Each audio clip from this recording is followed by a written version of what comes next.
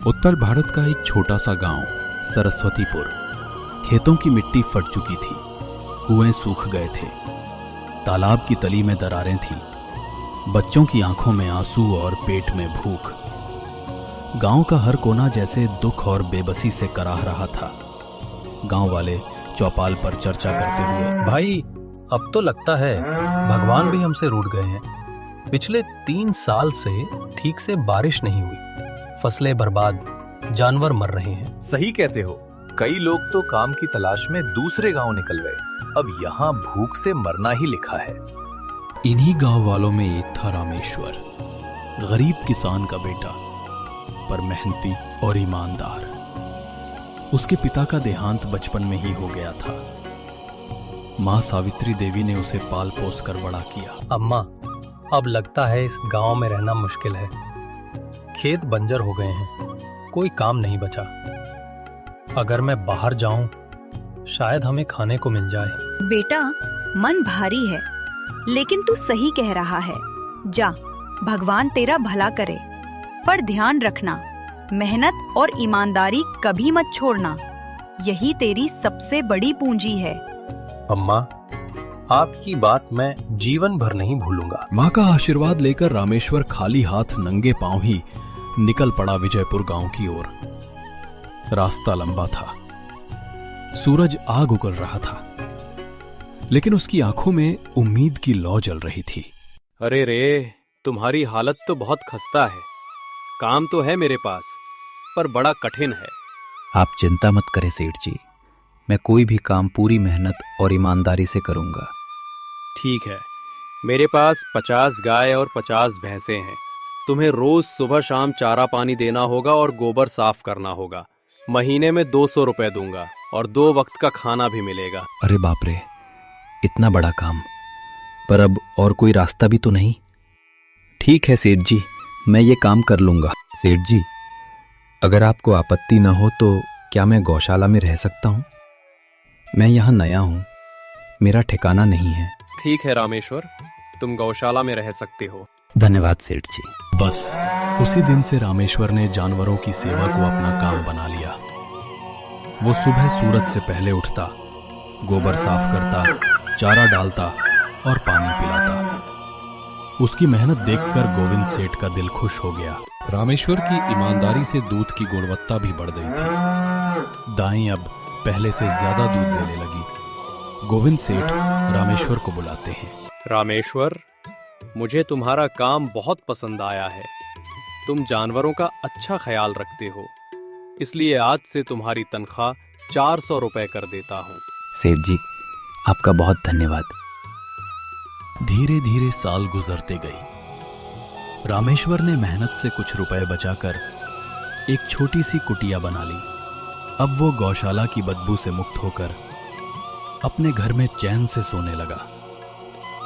लेकिन सुख के साथ साथ चिंता भी आई। गांव में चोरी की घटनाएं बढ़ने लगी।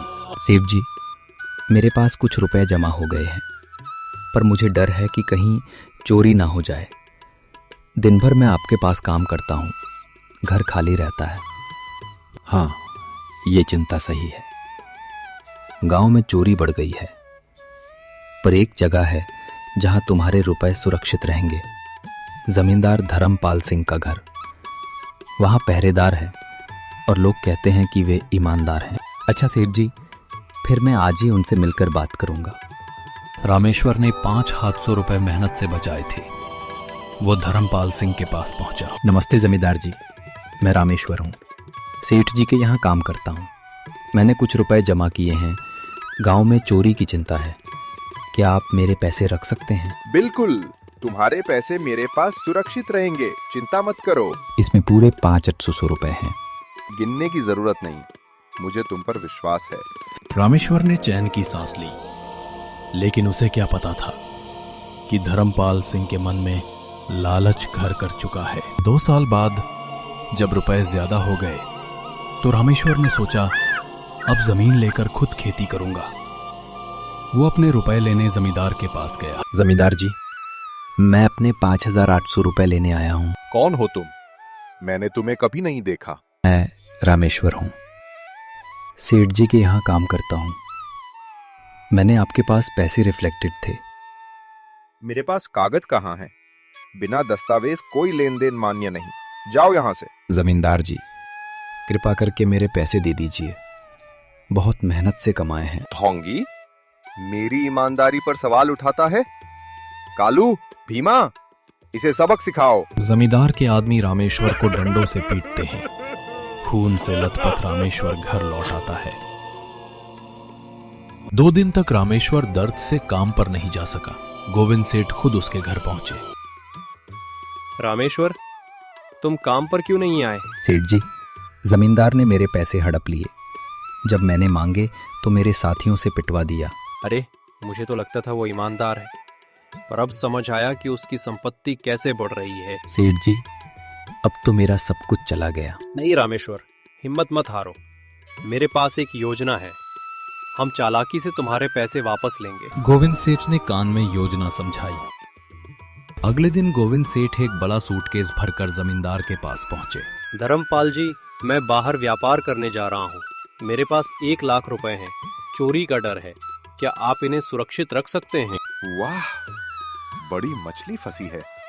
बिल्कुल सेठ जी, आपके पैसे मेरे पास सुरक्षित रहेंगे। इतने में रामेश्वर अंदर आया।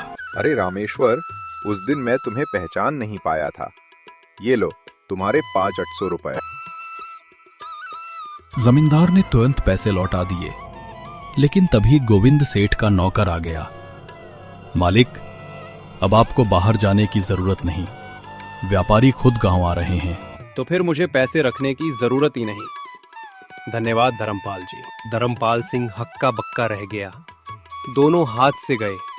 सेठ के 1 लाख रुपए भी नहीं मिले और रामेश्वर के 5,800 भी लौटाने पड़े। रामेश्वर सेठ को धन्यवाद देता है। सेठ जी, अगर आप ना होते तो मेरी सारी मेहनत लुट जाती। रामेश्वर, जो मेहनत और ईमानदारी से कमाता है, भगवान उसका साथ देते हैं, और जो लालच करता है उसका कभी भला नहीं होता। रामेश्वर ने मेहनत और सच्चाई से अपनी जिंदगी फिर संभाली। धर्मपाल सिंह का लालच पूरे गांव में उजागर हो गया। लोग समझ गए कि मेहनत से कमाया हुआ ही असली धन है।